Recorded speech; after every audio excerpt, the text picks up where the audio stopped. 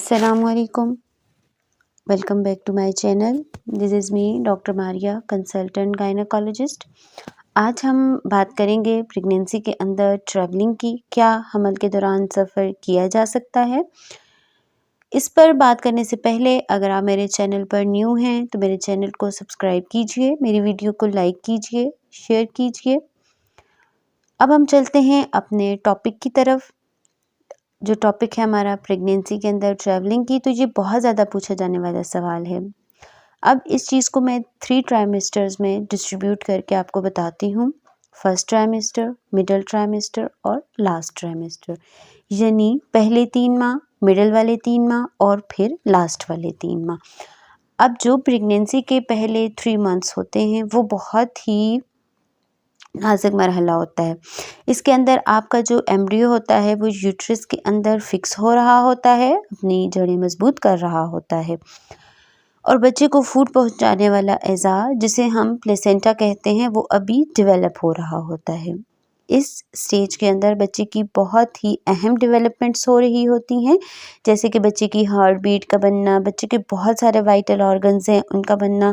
तो पहले जो 3 माह हैं उसके अंदर हम पेशेंट को रिकमेंड नहीं करते लॉन्ग ट्रैवल की, ट्रेन ट्रैवल या एयर ट्रैवल की। तो बेहतर है कि आप ट्रैवल ना करें। इसकी वजह क्या होती है कि अगर आप लॉन्ग डिस्टेंस ट्रैवल करते हैं, यानी कि अगर आपका जो सफ़र है वो 4 घंटे से ज़्यादा का है, तो इस दौरान आपको फ़र्स्ट एड मिलना मुश्किल होती है। रास्ता दूसरा ये है कि अगर आपको कोई ब्लीडिंग या इमरजेंसी हो जाती है तो ज़ाहिर है आप अपनी सिटी से दूर होते हैं। इमरजेंसी सिचुएशन को टैकल करने के लिए कोई इन्फॉर्मेशन नहीं होती आपके पास, कहाँ जाना है, क्या करना है। और तीसरा ये कि आपका जो सफ़र है वो अनकम्फर्टेबल होता है। तो अगर प्रेगनेंसी थोड़ी सी भी वीक है और इनिशियल स्टेजेस में से है, तो इसके अंदर जो एंडोमेट्रियम डिस्टर्ब है वो उसके होने का और एंडोमेट्रियम के डिसकंटिन्यूएशन होने की वजह से ब्लीडिंग शुरू हो सकती है। अब आईवीएफ के जो पेशेंट्स होते हैं उनको तो हम बिल्कुल भी जो पहले 3 मंथ्स होते हैं वो लॉन्ग डिस्टेंस ट्रैवल से अवॉइड करने का कहते हैं। और इवन वो पेशेंट जिन्होंने फर्स्ट टाइम कंसीव किया है, जिनके पहले मिसकैरेजेस की हिस्ट्री है, उनको हम पहले 3 माह ट्रैवल करने से मना करते हैं।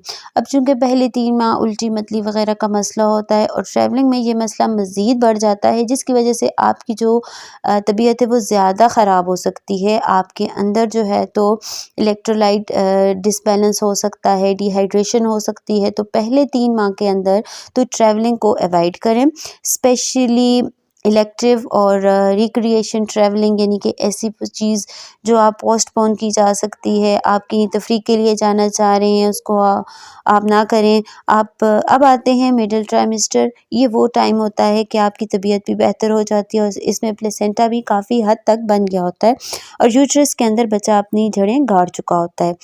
ऐसे मरीज़ जिनकी पहले कोई बेड हिस्ट्री नहीं है, कोई प्री टर्म डिलीवरी की हिस्ट्री नहीं है, सर्विक्स के जो शॉर्ट होने की हिस्ट्री नहीं है, मिसकैरेजेस की हिस्ट्री नहीं है, या उन्होंने कोई जो है तो ऐसी एसिवेटेड रिप्रोडक्टिव टेक्निक यूज़ नहीं की, यानी आईयूआई या आईवीएफ नहीं कराया, तो इन पेशेंट्स को हम अलाउ करते हैं दैट दे कैन ट्रैवल। लेकिन इनमें भी जो हाई रिस्क पेशेंट होते हैं उनको हम अलाउ नहीं करते। लो रिस्क पेशेंट अपनी ट्रैवलिंग कंटिन्यू कर सकते हैं।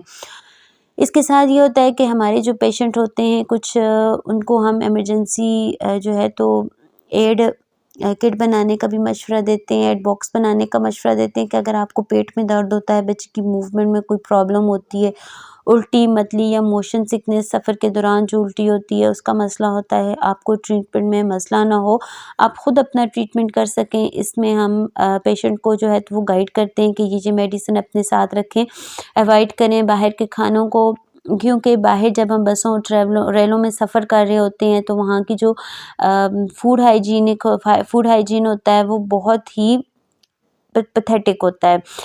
अब आप अपना फूड जो है वो ख़ुद कैरी करें, घर का बना हुआ साफ़ सुथरा खाना खाएं और बाहर के फूड्स को अवॉइड करें, क्योंकि इससे भी मसाइल बढ़ सकते हैं। अब आ जाता है लास्ट ट्राइमेस्टर। अब लास्ट ट्राइमेस्टर यानी 7वां, 8वां और 9वां महीना, इसमें ट्रैवलर जो है तो वो ट्रैवल का बहुत ज़्यादा पूछा जाता है, क्योंकि देखा गया है कि अक्सर जगहों पर फर्स्ट डिलीवरी जो होती है वो पेरेंट्स की तरफ होती है पेशेंट्स की। तो बहुत से पेशेंट ये सवाल करते हैं कि हम 7वें, 8वें और 9वें महीने में कब ट्रैवल कर सकते हैं। पहली बात कि 28 वीक्स के बाद जो है तो हम पेशेंट को फिट टू एयर ट्रैवल का सर्टिफिकेट हम नहीं देते, क्योंकि आपको सफ़र के दौरान पेन लग सकता है, वाटर ब्रोक हो सकता है, कोई भी मसला हो सकता है। इस वक्त आपको इमरजेंसी सिचुएशन को हेल्प करने के लिए जो है तो कोई भी हेल्प नहीं मिलती। और फिर लास्ट 3 मंथ्स में हम ट्रैवल जो है बिल्कुल भी अलाउ नहीं करते।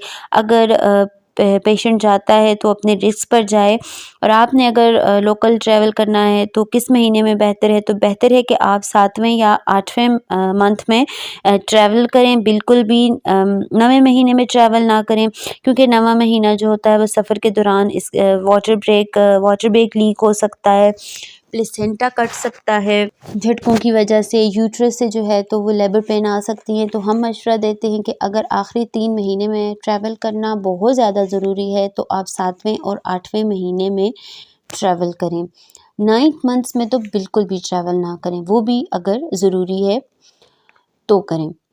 अब जैसे इसमें भी अगर कोई मिसकैरेज की हिस्ट्री है, कोई स्टिचेस वग़ैरह लगे हुए हैं, सर्विस का मसला है, टाइम से पहले लेबर आने का मसला है, तो उनको हम एडवाइस करते हैं कि बिल्कुल भी सफ़र ना करने की। उम्मीद है कि आपको मेरी इस वीडियो से जो है तो काफ़ी कुछ आपके सवालों के जवाबात आपको मिले होंगे, आपकी जो है तो इन्फॉर्मेशन में इज़ाफ़ा हुआ होगा। तो अगर आपको वीडियो अच्छी लगी है तो लाइक, शेयर और सब्सक्राइब करना ना भूलिएगा। अपना ख़्याल रखिएगा, दुआ में याद रखिएगा। मिलते हैं नेक्स्ट वीडियो में। अल्लाह हाफ़िज़।